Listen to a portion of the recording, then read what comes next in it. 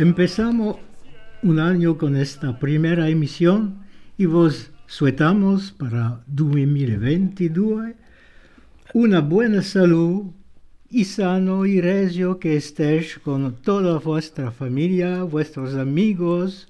Vos suetamos una vida larga, la salud en primera. Esperamos que este malogrado virus nos deje vivir en toda libertad.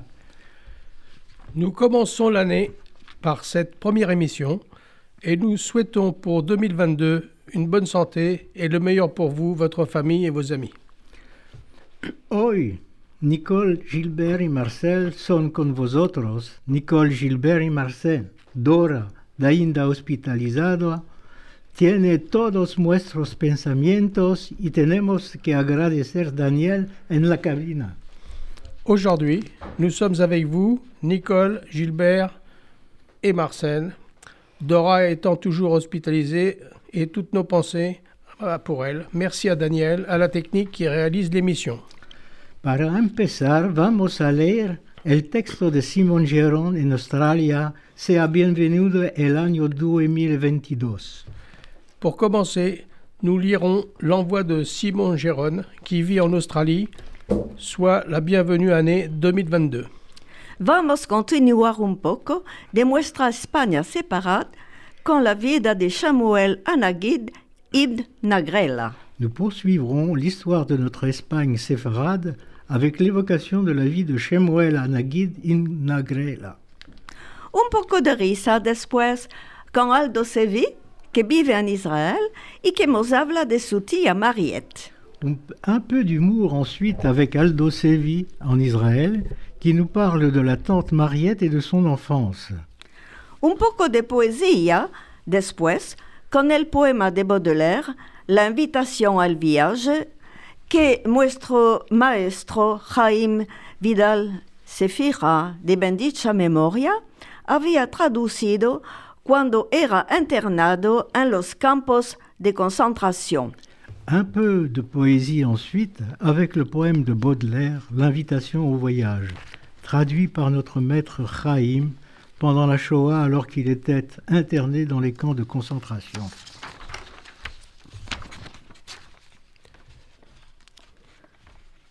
Bienvenue, seas bienvenido el año 2022.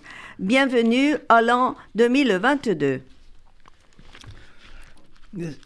Es ansina que nuestro amigo Simon Geron, que mora en Sydney, nos hablaba de la venida del año 2021, esperando que la negritud del COVID nos va dejar vivir.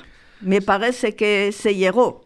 C'est ainsi que notre ami Simon Geron, qui demeure à Sydney, nous parlait de la venue de l'an 2021, en espérant que les effets néfastes du Covid disparaissent et nous laissent vivre dans la joie. Hélas, nous devons continuer à le subir encore cette année. Simon nos decía, cuando se troca el año en medianoche, siento un aprieto aliento de ver los años pasar, años que corren unos detrás de otros continuamente, y veo que si nos place o no, es una realidad a aceptar. El comporto en general es de celebrar el año nuevo con los fuegos artificiales y con las millar prensos, indo a los salones grandes, encantando y bailando, y se ve al fin en las calles muchos emborrachados. Lorsque le changement d'année intervient à minuit, je sens comme une angoisse qui m'envahit à voir les années qui passent. Les années se succèdent implacablement les unes après les autres, continuellement, Et je vois que cela nous plaise ou non, c'est une réalité qu'il faut accepter. Le comportement général est de célébrer l'an nouveau avec des feux d'artifice, suivis de repas plantureux et festifs, dans des restaurants luxueux en chantant et dansant et se terminant dans la rue, pour certains très alcoolisés. Pero el año que decimos atrás fue el más triste, con la landre de coronavirus que tocó el mundo entero, trocando la manera de vivir, existir y ser alegre. Mas lo que conocimos antes, no queremos olvidarlo. Cependant, l'an dernier fut le plus triste avec la peste de Corona, virus qui touche le monde entier, changeant la manière de vivre et d'exister et d'être heureux. Mais ne lâchons rien, nous devons retrouver la vie d'avant. En la última noche de 2021, ¿a cuál pensaban la gente? Por cierto, esperaban que se llegara al fin de todo el malo. Esperamos que esto no es malo que va a quedarse por siempre, y que los años no corren uno atrás del otro siguiendo este ritmo. Dans la dernière nuit de 2021, à quoi pensaient les gens? Pour sûr, ils espéraient que cette calamité ne va pas durer pour toujours et que les années ne courent pas les unes derrière les autres au même rythme.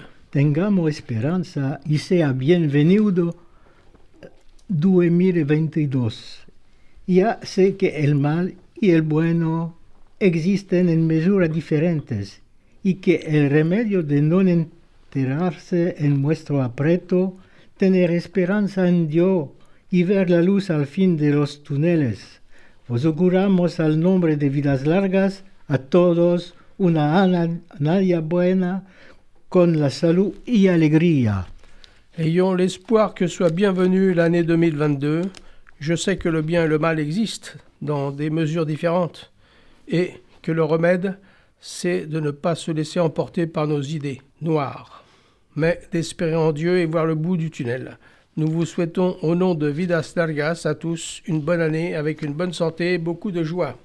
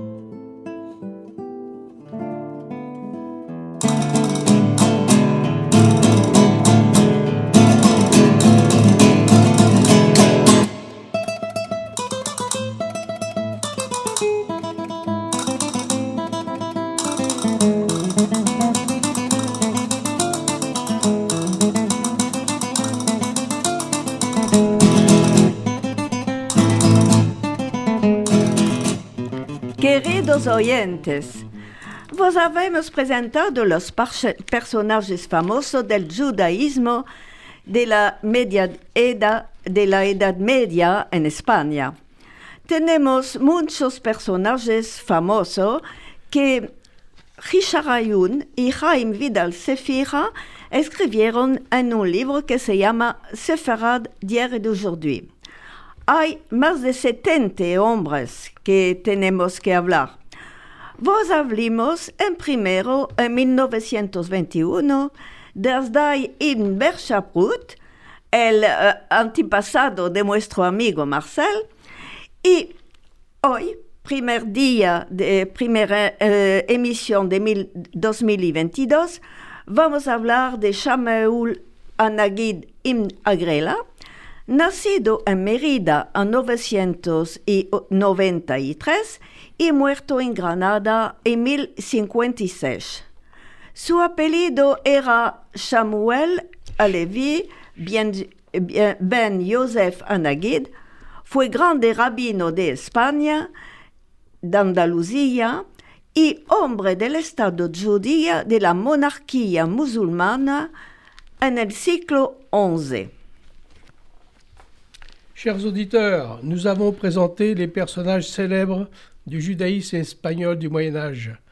Nous avons beaucoup de livres, mais il y en a un qui s'appelle Séfarade d'hier et d'aujourd'hui, où Richard Ayoun et Chaim Vidal Seficha ont écrit qu'il y a 70 personnages importants, dont plus de 20 du Moyen-Âge. Nous avons parlé du premier en 2021, Chasdai Ibn Shaprut, et pour 2022, voici le suivant, Shmuel Anagid Ibn Agrela.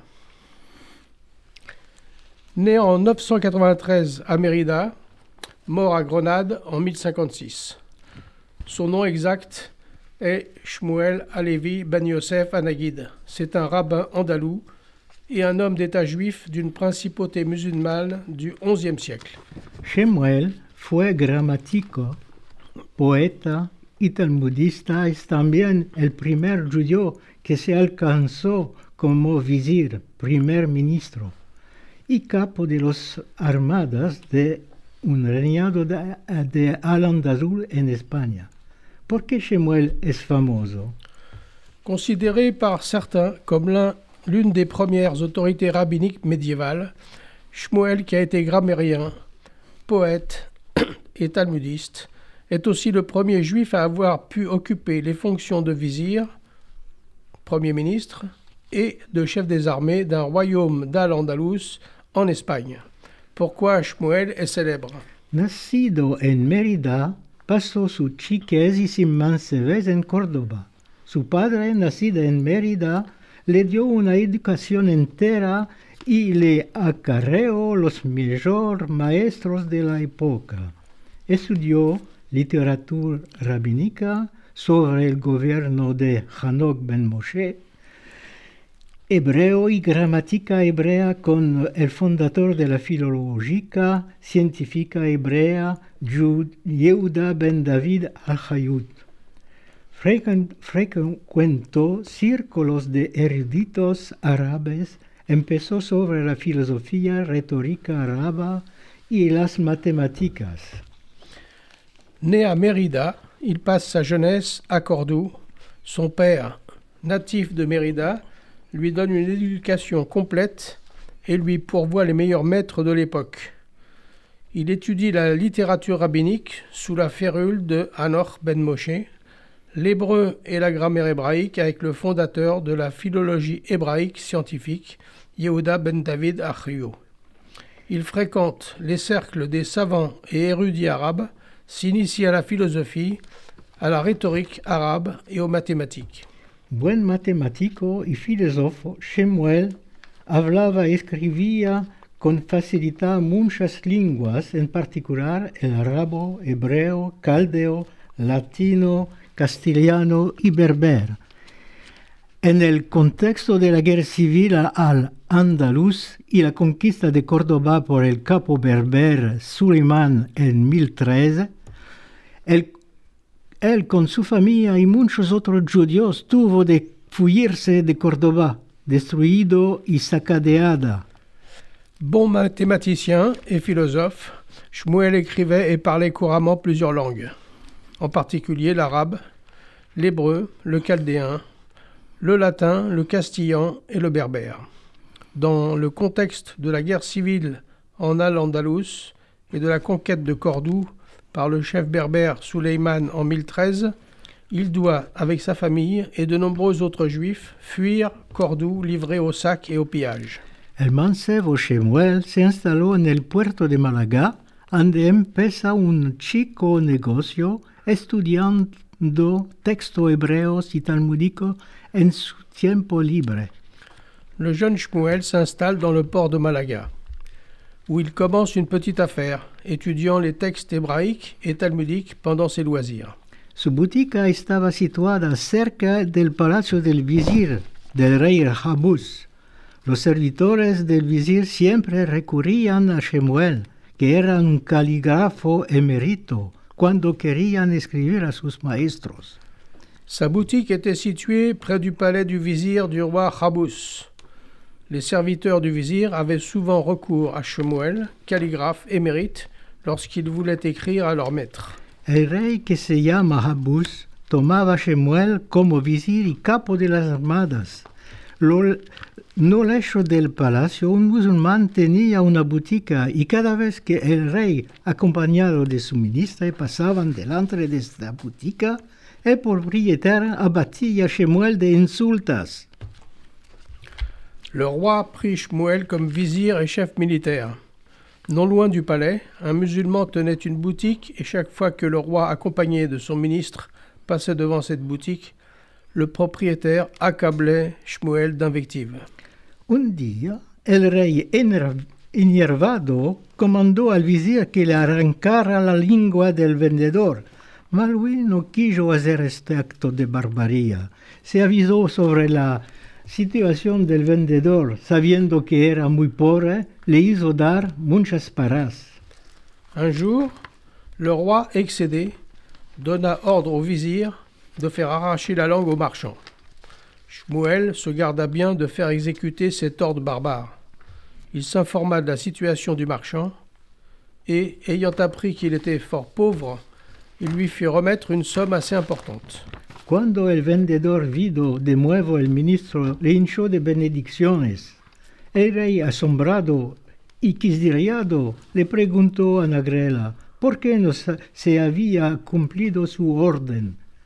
Seguí vuestra instrucción, respondió Shemuel, porque le arranqué a este hombre su lengua perversa y la troqué por otra que es muy buena. Quand le marchand revit le ministre, il le combla de ses bénédictions. Le roi, à la fois étonné et irrité, demanda à Nagrela pourquoi il n'avait pas exécuté son ordre. « J'ai suivi vos instructions, répondit Shmuel, car j'ai arraché à cet homme sa méchante langue et la lui ai remplacée par une autre qui est fort bonne. »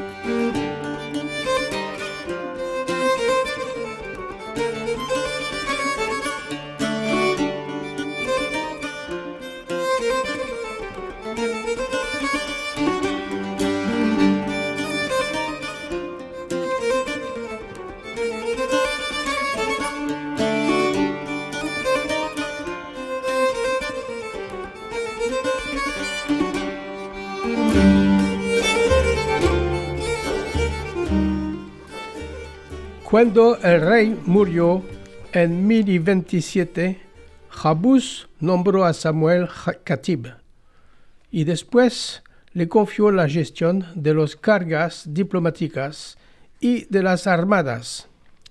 À la mort du roi, en 1027, Abous nomme Samuel Khatib, chancelier, puis lui confie la direction des affaires diplomatiques et militaires. A la muerte de Jabús en 1036, Samuel jugara un rol en la participación en la atribución del trono al hijo Borjorel Pensebadis. Contrariamente a las afirmaciones de que los judíos no dominaban el arte de la guerra, Shmuel fue el capo de las armadas del rey de Granada entre 1037 y 1056, demostró y fue un capo militar reconocido famoso. À la mort de Abous, en 1036, Samuel jouera un rôle dans l'attribution du trône au fils aîné, le prince Badis. Contrairement aux dires selon lesquels les Juifs ne maîtrisaient pas l'art de la guerre, Samuel, responsable militaire du royaume de Grenade de 1037 à 1056 environ, se révèle un remarquable chef militaire. En 1038, debe de luchar contra la armada de Almería comandada por el eslavo Zuhair y su visir árabe Ibn Abbas. Esta lucha le permite a Shemuel de mesurar por la primera vez la abominación de la guerra. En 1038, il doit se battre contre l'armée d'Almería, commandée par le slave Zuhair et son vizir arabe Ibn Abbas. Ce combat permet pour la première fois à Samuel de mesurer l'horreur de la guerre. En un susurro dirige una súplica al Dios, demandándole que lo ayude en vista del mérito de sus antepasados. Su oración fue sentida en todos los casos. La armada de Almería fue acabada fue. Dans un murmure, il adresse à Dieu une supplication, lui demandant de l'aider compte tenu du mérite de ses ancêtres. Sa prière est-elle entendue? En tout cas, l'armée d'Almería est mise en déroute. Mientras tanto, Shmuel trasladó poemas árabes al hebreo y creó un nuevo modo en la literatura hebrea. Sus mayores producciones hebreas son Ben Tehilim, el hijo de los Salmos, Ben Mishle, el hijo de los Proverbios, Ben Coelet, el hijo del Eclesiástico. Famoso talmudista, Shmuel escribió una colección de decisiones legales talmúdicas y geónicas. El Sefer Ilketa Gravrata, el libro de la grande ley judía. Samuel, quant à lui, traduit en hébreu des poèmes arabes et crée un genre nouveau en littérature hébraïque.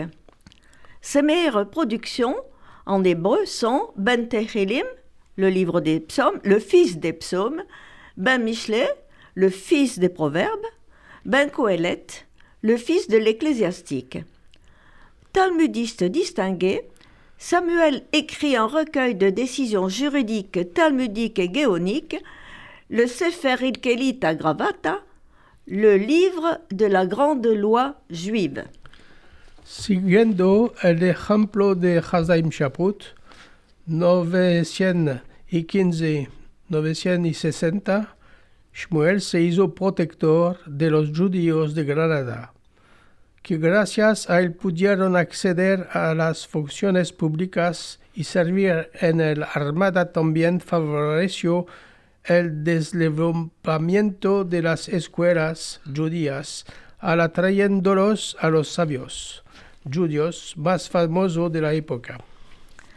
À l'exemple de Hasdai ibn Ben Shaprut, 915-970, Shemuel devint le protecteur des Juifs de Grenade, qui, grâce à lui, purent accéder aux fonctions publiques et servir dans l'armée. il favorisa, d'autre part, le développement des écoles juives en attirant les savants juifs les plus réputés de l'époque. Shmuel amontonaba los puestos de ministro de Estado y Jajam. Su generosidad se expandió a los eruditos judíos pobres no solo en España, también en el norte de África, Palestina y Babilonia. Samuel cumula les fonctions de ministre d'État et celles de rabbin. Ses largesses s'étendaient aux lettrés juifs, pauvres, non seulement en Espagne, mais encore dans l'Afrique du Nord, en Palestine et en Babylonie. Por enriquecer su biblioteca, trujo manuscritos de la antigua biblioteca de Sura en Babilonia. Su amor por Tierra Santa era tan grande que mantenía de su propiedad aceituneras los menester en aceite de la sinagoga de Jerusalem. Pour enrichir sa bibliothèque, il fit venir des manuscrits de l'ancienne académie de Soura en Babylone. Son amour pour la Terre Sainte était tel qu'il alimentait de ses propres oliveraies les besoins en huile des synagogues de Jérusalem. Ha compuesto muchas obras, entre ellas una introducción al Talmud Mebo a Talmud, una presentación clara y precisa de las expresiones técnicas de esto recogió. Shmuel Nagid murió a una edad avanzada, alrededor de 1056. Fue llorado tanto por judíos como por gentiles. Il a composé plusieurs ouvrages, dont une introduction au Talmud Mebo à Talmud, exposé clair et précis des expressions techniques de ce recueil. Samuel Anagid mourut à un âge avancé vers 1056 et il fut pleuré par les Juifs, mais aussi par les non-Juifs. Muchos escritores cantaron sus alabaciones de él. Podríamos decir que tenía las 4 coronas de las que hablan los Pirkei Avot. La corona de la ley, Torah, la de la grandeza enconada de la survida levítica y al cabo y sobre todo la de las buenas obras. De nombreux écrivains chantèrent ses louanges. De lui, on a pu dire qu'il possédait les 4 couronnes dont parlent les Pirkei Avot. La couronne de la loi, la Torah, celle de la grandeur profane, celle de la station lévitique, et enfin et surtout, celle des bonnes œuvres.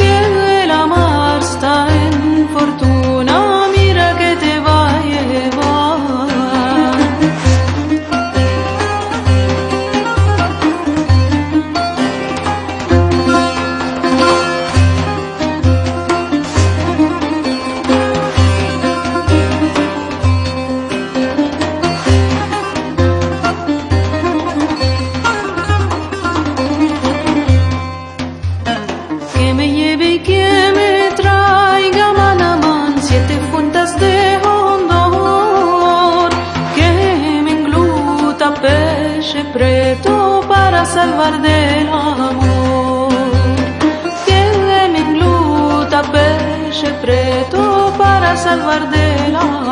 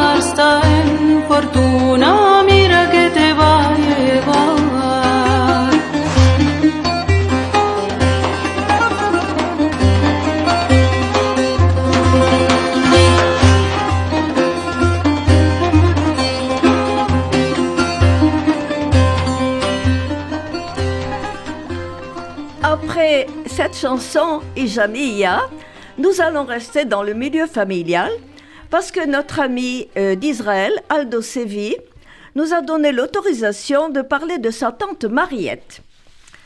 La tante Mariette era la mujer del oncle Victor, el tío de mi padre, el hermano de mi papu Muiz. Era muy flaca, con una nariz crochet y a mí me parecía una bruja porque era una mujer un poco excéntrica y la gente la consideraba como media loca. La tante Mariette était la femme de l'oncle Victor, l'oncle de mon père, le frère de mon grand-père, Moïse. Elle était très maigre, avec un nez crochu, et pour moi, elle ressemblait à une sorcière. C'était une femme un peu excentrique, et les gens la considéraient comme à moitié folle. Cuando nació, le metieron en nombre de Zimbul. Después le trocaron a Mercada.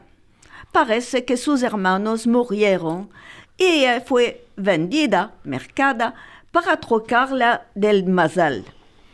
Nunca no le agradaba este nombre. Y cuando fue a la escuela francesa, demandó de todos que la llamen Marguerite. ¿Cuántos años después que se casó, decidió que Marguerite ya se hizo démodé y demandó de todos que la llamen Mariette? En todo caso, en el directorio del teléfono de Estambul, Ainda estaba enregistrada como Zimbul Sevi. Quand elle est née, on l'appela Zimbul. Après, on le lui changea pour Mercada. Il semble que ses frères moururent et elle fut vendue, symboliquement, pour tromper le sort.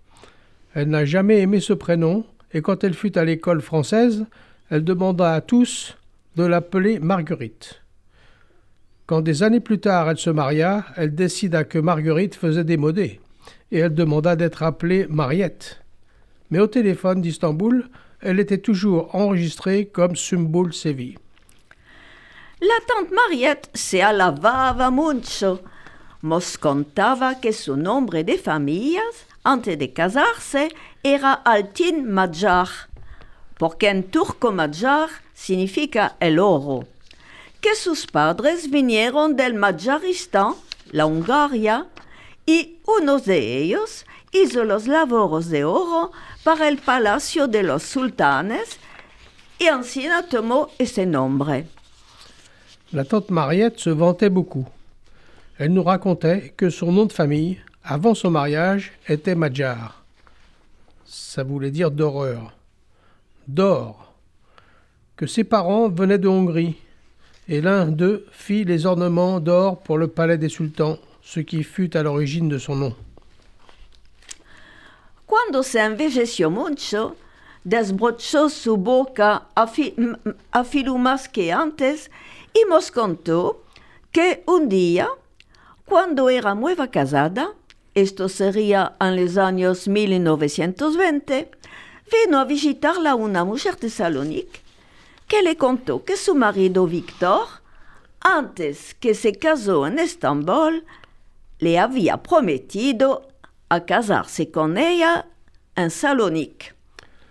Quand elle fut beaucoup plus âgée, elle en raconta beaucoup plus, et nous conta qu'un jour, quand elle était jeune mariée, cela devait être en 1920, une femme de Salonique vint la visiter et lui dit que Victor, son mari, avant de se marier avec elle à Istanbul, lui avait promis de se marier avec elle à Salonique.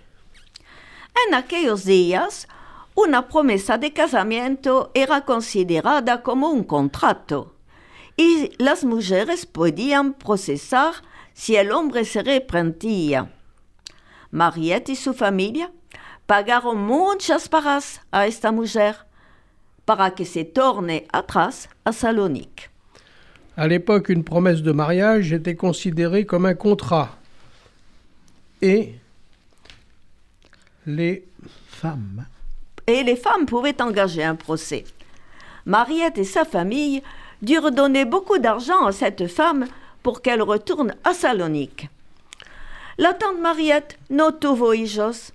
En sus últimos años, mi padre le mandaba un poco de paras porque los groches que recibía del gobierno turco no le bastaban, no le alcanzaban. Cuando ya no pudo más vivir sola, la tomaron al hospicio del hospital judío Oralaim en Balat y ella les dejó su apartamento. La tante Mariette n'eut pas d'enfant. En ces dernières années, mon père lui envoyait un peu d'argent, car les quelques sous qu'elle recevait du gouvernement ne lui suffisaient pas. Quand elle ne put plus vivre seule, elle alla à l'hospice hôpital Or HaChaim à Balat et elle laissa son appartement. Aldico, vistite, ya está casi 4. Cale irán de la tante Mariette. No quiero, ¿De qué no quieres? me espanto de ella. Te espantes. Parece una bruja. ¿De qué dices tú? Es media loca y muy fea, y su casa gole. ¿No te ideas un poco de ella? Ella no se idea de mí. Me va a dar una chocolata vieja que tiene en su armario por 2 años. No te puedo dejar aquí solo. Aldico, habille-toi, il est presque 4 heures. Il faut aller chez la tante Mariette. Je ne veux pas. Pourquoi tu ne veux pas? J'ai peur d'elle. Tu as peur. Oui, on dirait une sorcière. Pourquoi tu dis cela? Elle est à moitié folle, très laide, et sa maison sent mauvais. Tu ne te plains pas un peu? Elle ne me plaint pas. Elle va me donner un chocolat qu'elle a dans son placard depuis 2 ans. Je ne peux pas te laisser seul ici. Déchame ande la Madame Eugénie. La quieres bien a Madame Eugénie, que sepas que ella no es una persona buena. Ella es hermosa y me ayuda y rica y la quiero bien. Madame Eugénie no te deja desmodrar su apartamento. No vas a demostrar. Va a oír sus consejicas de cuando era la reina de hermosura de Balat. ¿No preferirías jugar con los otros hijos? Va a invitar otros chicos ante la tante Mariette. Ay, de mi querido, quedaremos allá por 1 hora. Iremos a Emirgan a comer albachicha con Don Durma. Laisse-moi chez Madame Eugénie. Tu l'aimes bien, Madame Eugénie? Elle est jolie, intelligente et riche et je l'aime bien. Madame Eugénie ne te laissera pas mettre le bazar dans son appartement. Je ne le mettrai pas en l'air. J'écouterai ses histoires et quand elle était reine de la beauté à Balat. Tu ne préférerais pas jouer avec d'autres enfants? Tu vas inviter d'autres enfants chez tante Mariette? Allez, mon chéri, nous allons rester là-bas 1 heure, puis nous irons à Emirgan manger de la halva avec de la glace.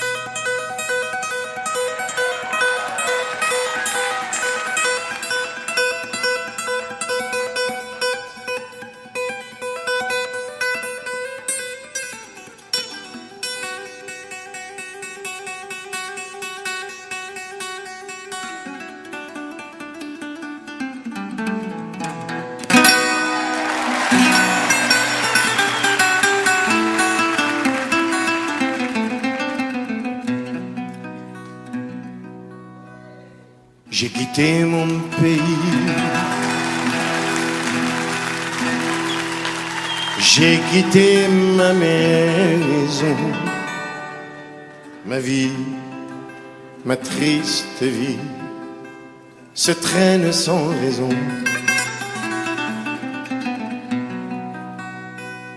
J'ai quitté mon soleil, j'ai quitté ma mer bleue, leurs souvenirs se réveillent bien après mon adieu.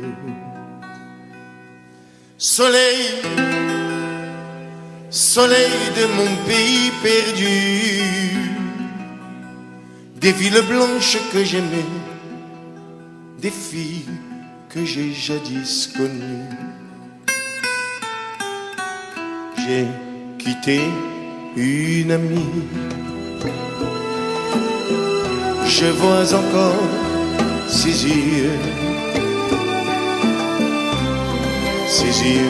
mouillés de pluie, de la pluie de l'adieu. Je revois son sourire si près de mon visage. Il faisait resplendir les soirs de mon village. Mais du bord du bateau qui m'éloignait du quai, une chaîne dans l'eau a claqué comme un fouet.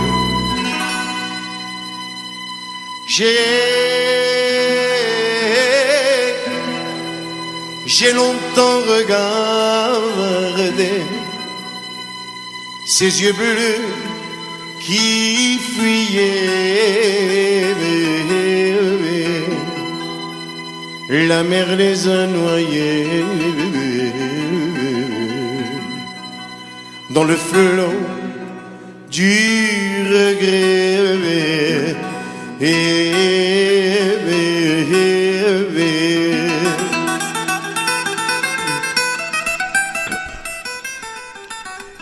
L'invitation au voyage de Charles Baudelaire. La invitación al viaje Charles Baudelaire. Cuando Jaime Vidal nos contaba que por salvarse del infierno de los campos se registraba poesías, en particular la invitación al viaje de Charles Baudelaire, que trasladó en judío-español, nos convida a dejar las realidades de cada día y de abrir nuestro corazón. Vos vamos a hacer descubrirlo.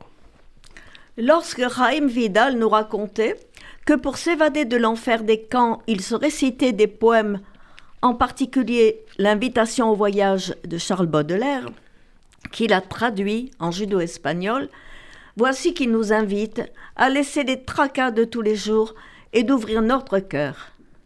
Nous allons vous faire découvrir les deux poèmes, celui de Baudelaire et la traduction de Jaime.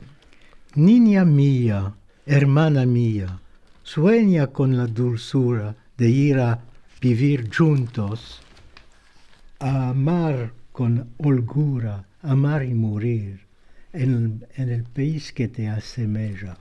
Los soles mojados de estos cielos nublados por mi tino tienen los encantos tan misteriosos de tus ojos traídos que lucen en sus lágrimas.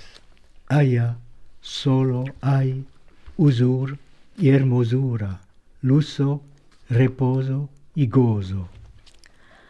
Mon enfant, ma sœur, songe à la douceur d'aller là-bas vivre ensemble.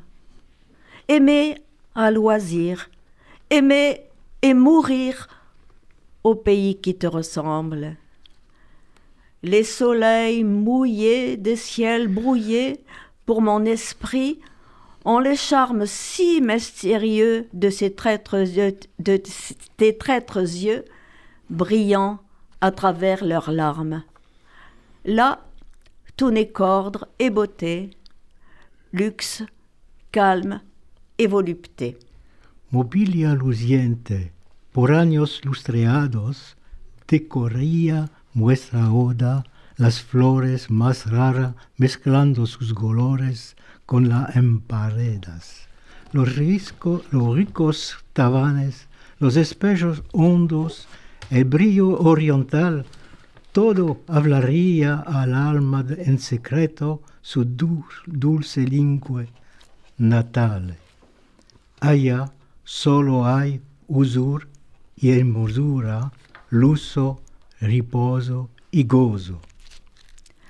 Des meubles luisants, polis par les ans, décoreraient notre chambre. Les plus rares fleurs mêlant leur odeur aux vagues senteurs de l'ambre. Les riches plafonds, les miroirs profonds, la splendeur orientale, tout y parlerait à l'âme en secret sa douce langue natale. Là, tout n'est qu'ordre et beauté, luxe, calme et volupté. Ven estos canales, dormir estos barcos de carácter vagabundo es para cumplir tu menor deseos, que vienen del cabo del mundo las puertas del sol. Visten los campos, los canales, la ciudad entera de jacinto y de oro. El mundo se duerme en una luz calurosa. Allá solo hay usur y hermosura, lusso y reposo y gozo. Vois sur ces canaux dormir ces vaisseaux dont l'humeur est vagabonde. C'est pour assouvir ton moindre désir qu'ils viennent du bout du monde. Les soleils couchants revêtent les champs, les canaux, la ville entière d'hyacinthe et d'or. Le monde s'endort dans une chaude lumière. Là, tout n'est qu'ordre et beauté, luxe, calme et volupté. Chaim Vidal Sephira et Charles Baudelaire.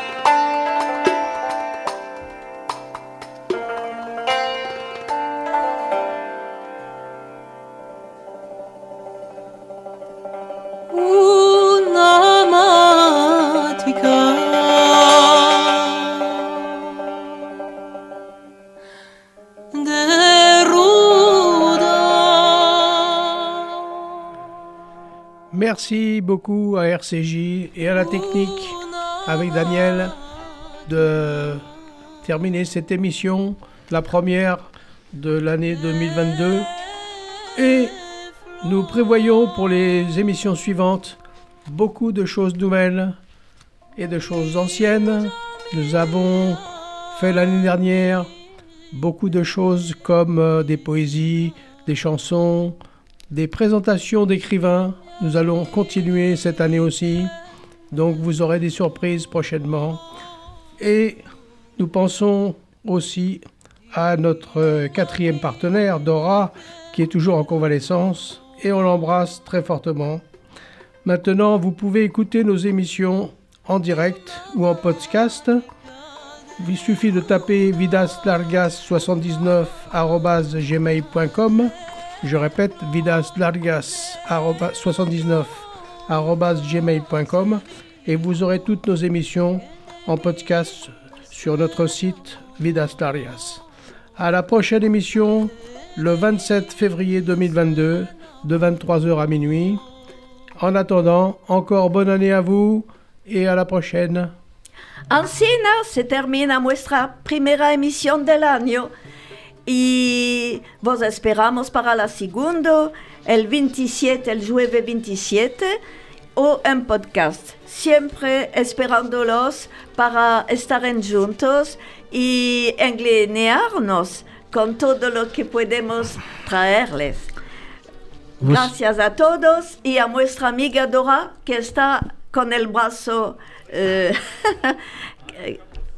la cama. Bueno. Pues suetamos una vida larga, la salud en primera. Esperamos que esta malogrado virus nos deje vivir. Padre querido, Padre bendito, luz de Israel. Abraham vino, Padre querido, Padre bendito, luz de Israel. La mujer de Terach quedó preñada, de día en día él le preguntaba, ¿de qué tenéis la cara tan demudada? Ella ya sabía el que